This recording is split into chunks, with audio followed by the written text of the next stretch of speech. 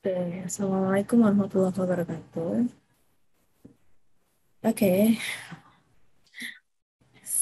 selamat pagi, selamat malam, selamat siang, teman-teman semua.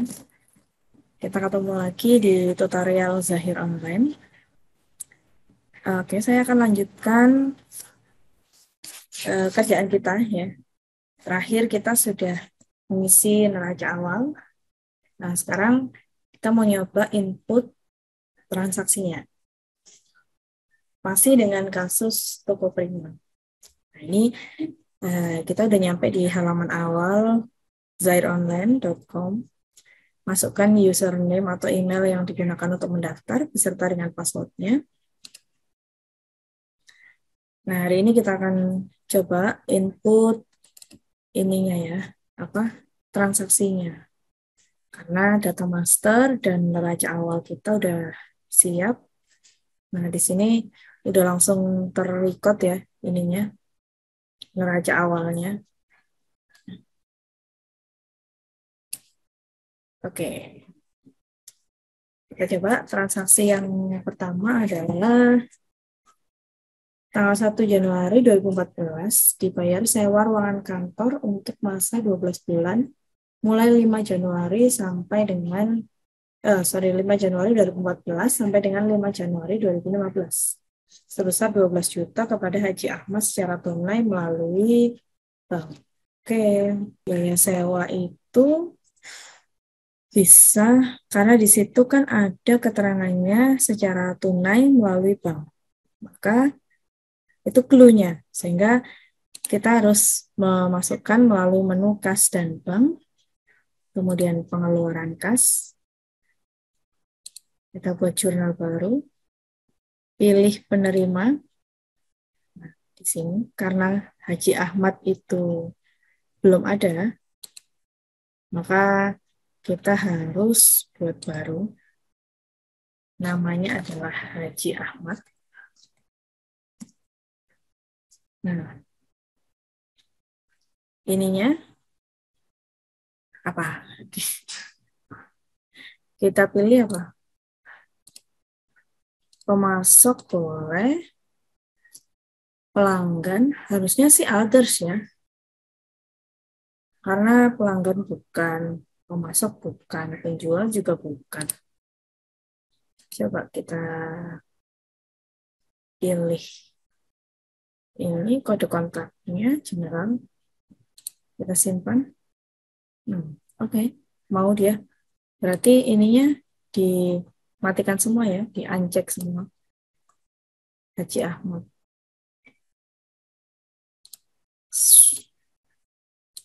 Nah, ini others pilihannya. Oke, Haji Ahmad sudah masuk. Kemudian dari akun tadi tunai melalui bank. Berarti dari akun bank. Tanggalnya adalah 5 Januari. Oh sorry, 1 Januari 2014 bayarnya.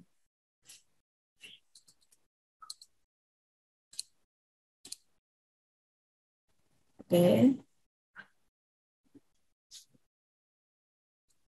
Akunnya adalah sewa.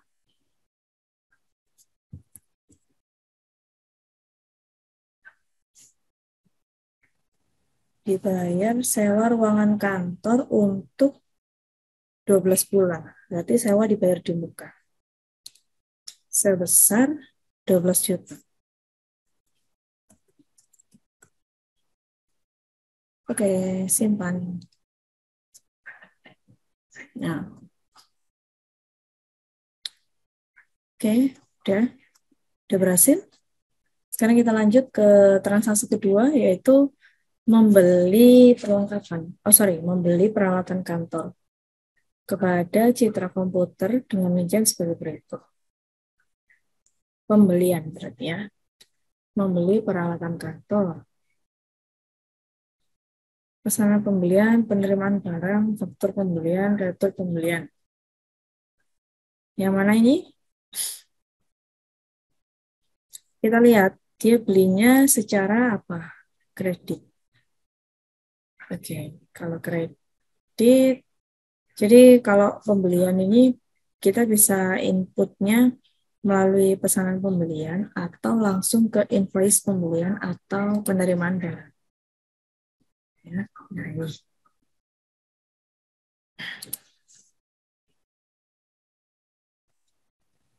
pemasoknya adalah Toko Citra.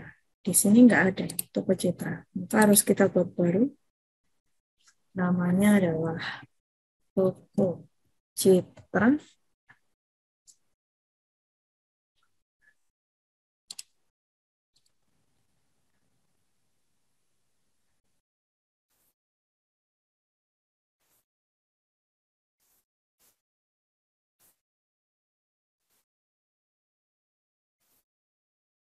Tanggalnya kita setting sesuai dengan yang ada di soal, yaitu 3 Januari 2014.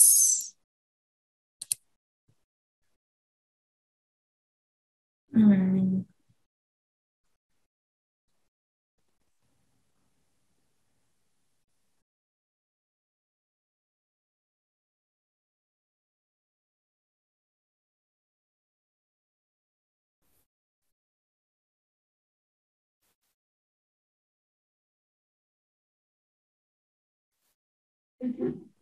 Oh, ini nggak ada ya nama barangnya. Harus kita buat baru ini.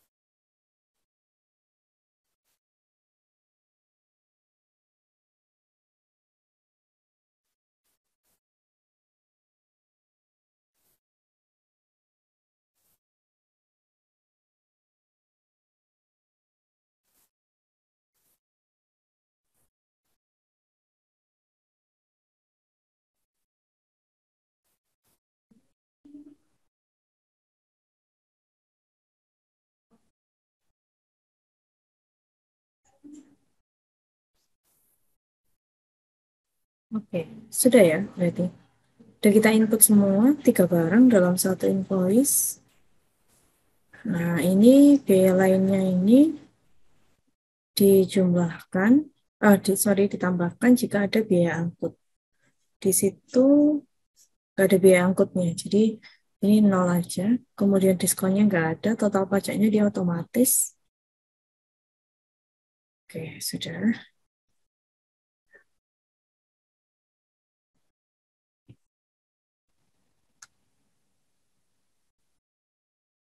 Oke, kita simpan.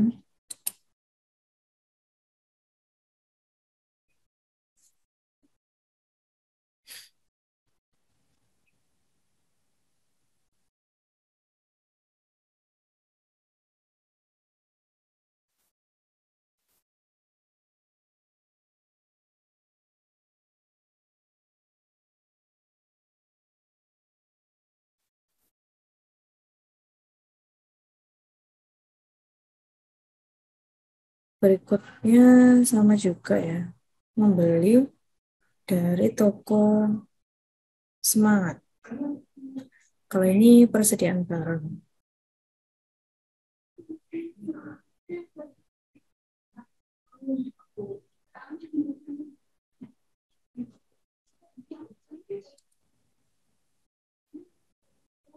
Nah, penerimaan barang sudah. Oke.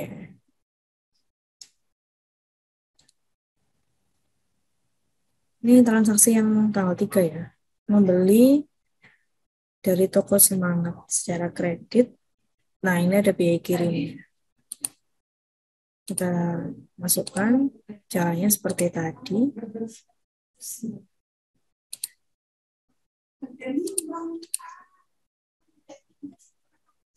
Tanggal 3 Januari. Oke.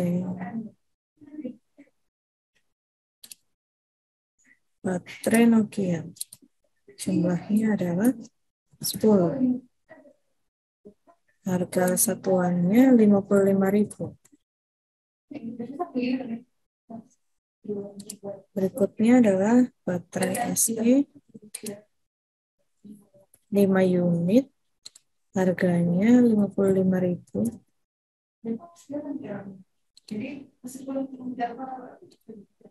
Kemudian SE Vivas. Oh, kalau yang ini HP ini kayaknya. Jumlah unitnya 3. Harganya 3 juta.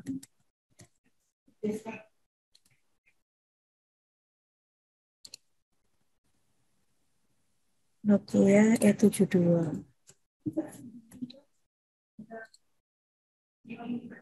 2.800.000 tetap. Berikutnya ada biaya kirim sebesar 100.000.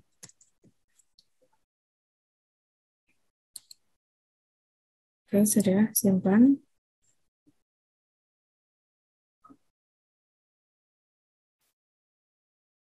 Transaksi berikutnya pembayaran utang usaha ya. Kita pilih menu pembelian, kemudian pilih pembayaran utang usaha, lalu buat baru. Nah, pilih pemasoknya, sedia pun akunnya bank ya, karena menggunakan bank di soal itu. Pilih tanggalnya adalah 6 Januari. 6 Januari, nomor fakturnya ini, tanggal faktur udah nggak bisa dirubah ya kalau ini, karena sudah sesuai dengan uh, faktur yang sudah kita input di awal.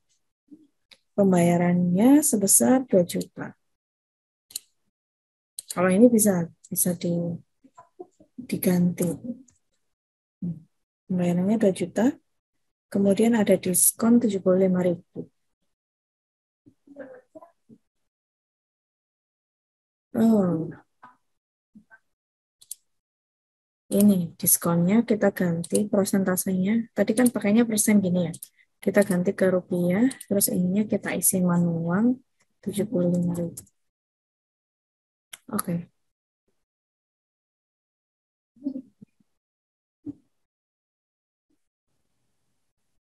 Ini diambil dari ini 2.300.000 dikurangi 75.000. Sedangkan yang dibayar itu hanya 2 juta saja. Nominal yang dikeluarkan oleh perusahaan hanya 2 juta. Jadi kita ganti pembayarannya ke angka 2 juta. Ya, simpan. Pembayaran utang sudah berhasil kita input. Berikutnya adalah dibayar biaya telepon kantor dan bensin motor. Diambil dari kas oleh karyawan dan berarti kas dan bank. Pengeluaran kita buat baru. Penerimanya adalah general employee Dani, ya. Dani itu kan karyawan. Terus ininya dari akun kas, tanggalnya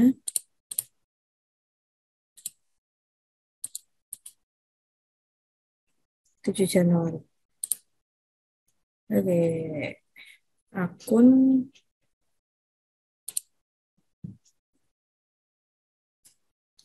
beban lainnya boleh ini, ya. Kan ini dibayar biaya telepon kantor. Biaya telepon ada nggak ya? Kita lihat.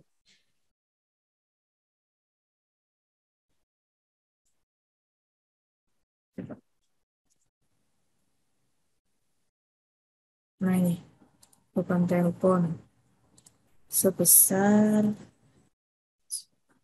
1.125.000. Terus berikutnya adalah transport. Coba cari di transport, enggak ada. Berarti coba cari beban lain.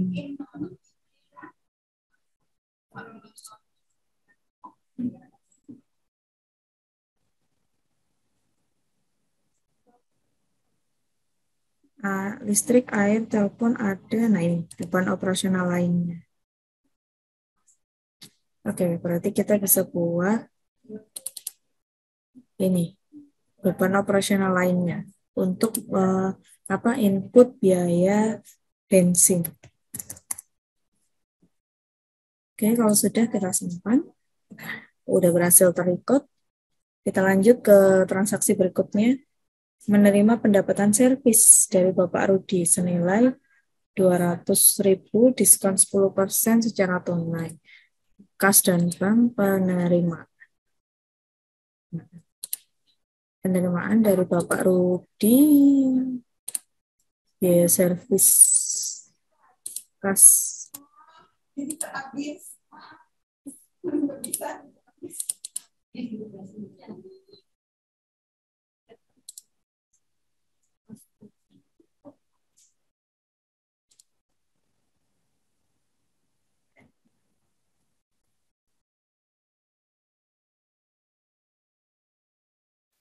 Pendapatan jasa.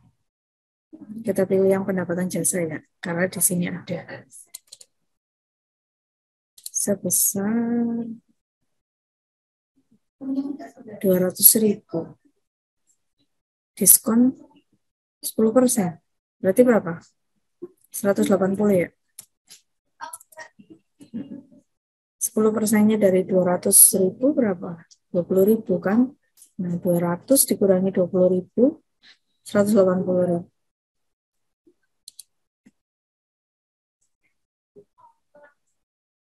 Oke.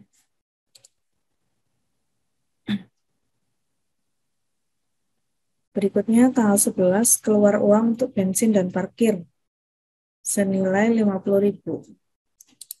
Pengeluaran untuk bensin dan parkir. Penerimanya general employee, akunnya kas, tanggalnya adalah 11 Januari. Oke. Akunnya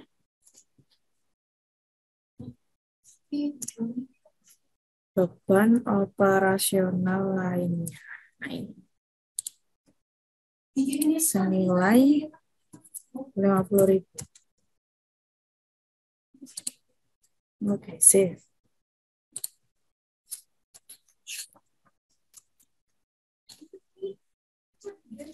Berikutnya tanggal 15 Januari.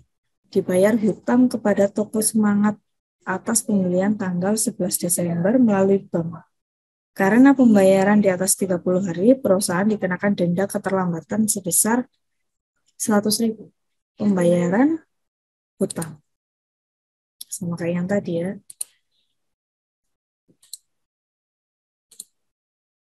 Toko Semangat. Melalui bank. Benar. Tanggalnya adalah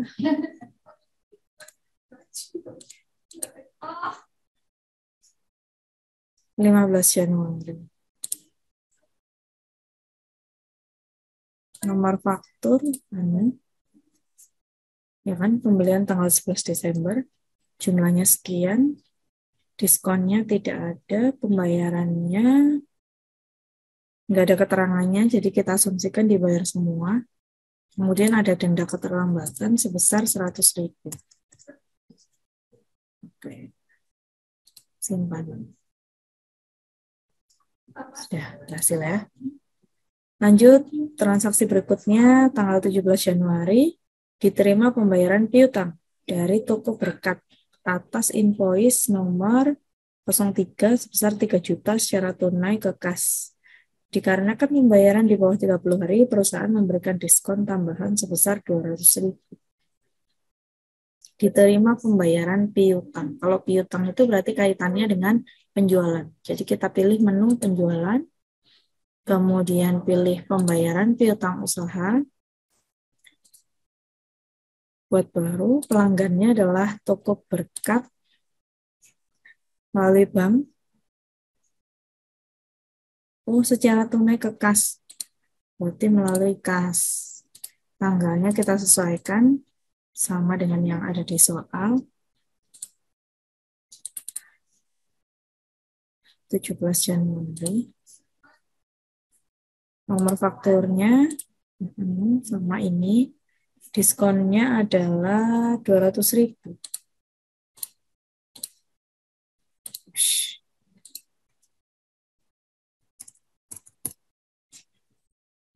Oke.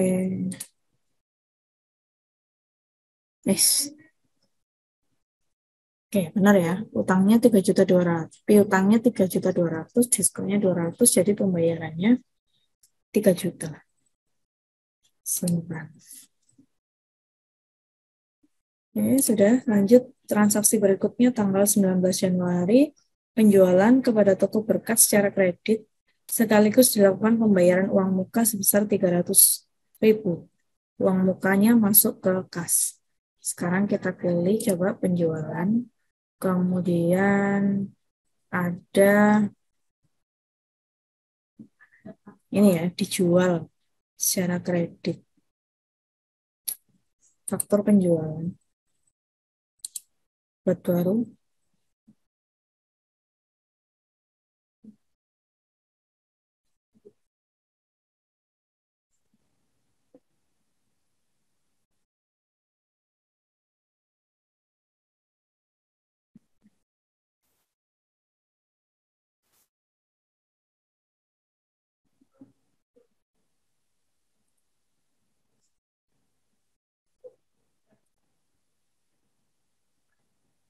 Sorry.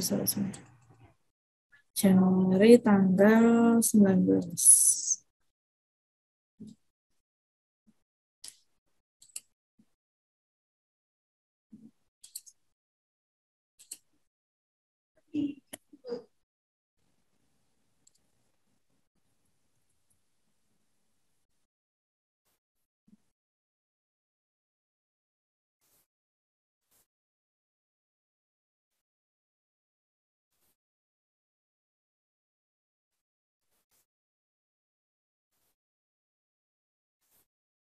Kita masukkan ininya, barangnya sesuai dengan yang ada di soalnya.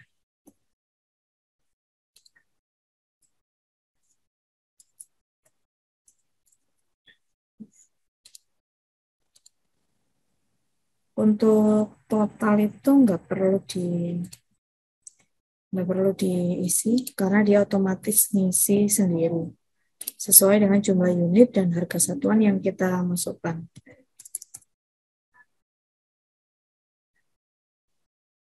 Ya sudah, ini ada uang muka sebesar 300.000.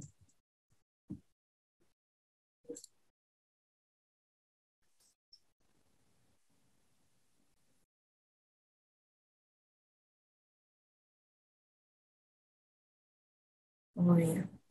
Jadi uang muka di sini, ini kita masukkan uang mukanya. Nah, cuman kita masukkan di sini, nanti kita harus masukkan juga di kas dan bank sebagai penerimaan uang muka. Ya. Supaya match, karena kalau nggak kita input di kas dan bank, maka 300 ini akan mengurangi saldo kas kita.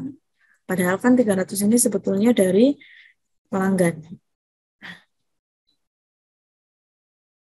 Keterangan PPN-nya nggak ada ya?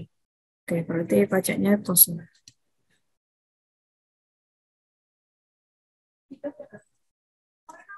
Oke. Nah, tadi kita masukkannya melalui faktur penjualan karena penjualannya itu kredit. Ya. Kalau langsung tunai, penjualan tunai itu bisa kita masukkan ke pengiriman barang. Nah, ini kalau pengiriman barang itu formnya kayak gini. Sebenarnya hampir sama sih ya. Hampir sama. Hanya saja nggak ada menu uang muka. Karena kalau pengiriman barang ini kan artinya tunai ya, jadi beli barangnya langsung dikirim. Tapi kalau pembelian kredit pakai faktur, ya bisa jadi barangnya juga dikirim, hanya saja kita harus memasukkan uang mukanya itu tadi. Kita masukkan ke menu kas dan bank, kemudian uang muka penerimaan. Ya. Uang muka dari pelanggan maksudnya. Nah, ini. Oke. Dari toko berkat, tanggalnya adalah 19 Januari.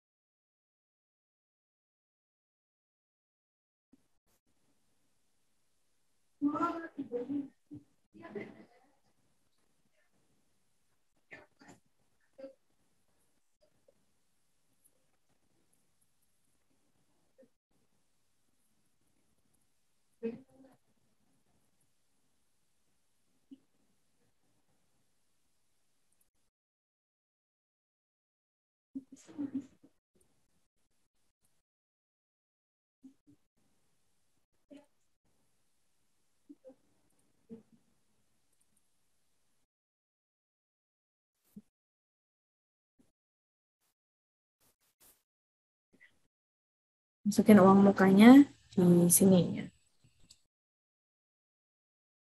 Oke, kalau sudah,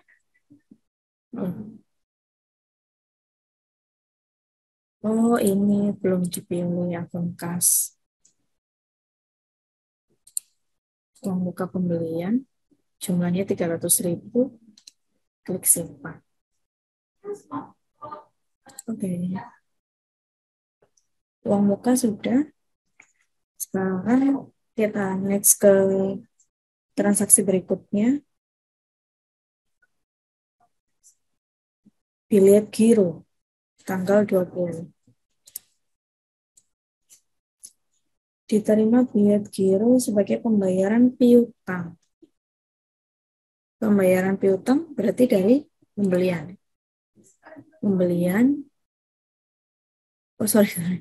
Penjualan, kemudian pembayaran piutang usaha.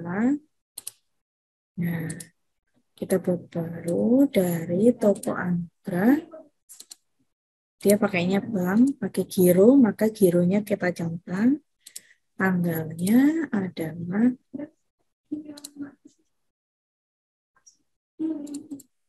Januari tanggal 20.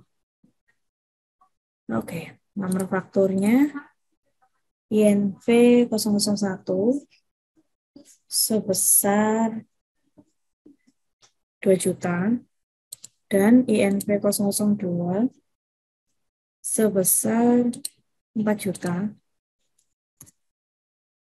Nah, ini. Jadi total pembayaran 6 juta, jatuh temponya pada 24 Januari. Oke, kita simpan. Nomor gironya masukkan sesuai yang ada di soal. BG 01 0023. Jatuh temponya kita pilih. Tanggalnya adalah 24 Januari. Oke. Nama banknya nggak ada ya di soal, jadi bisa. Oh, sorry. Dia nggak mau disimpan kalau ininya nggak lengkap. Jadi kita lengkapi aja. Ngawur gitu ya. Ngarang. Nah, anggap aja ini BCA 001, 002, 003. Oke, simpan. Nah, sudah ditambahkan. Nah, ini harus diinput dengan benar ya, untuk yang giro, karena nanti akan nyambung ke pencairan giro. Oke, itu tadi transaksi dari tanggal 1 sampai tanggal 20. Silakan teman-teman praktekkan dulu. Nanti akan kita sambung di video berikutnya untuk transaksi berikutnya. Ya. Jadi kalau saya lanjutkan terus malah bingung nirunya. Ya. Oke, semoga bermanfaat. Kurang lebihnya dari saya mohon maaf. Saya akhiri. Assalamualaikum warahmatullahi wabarakatuh.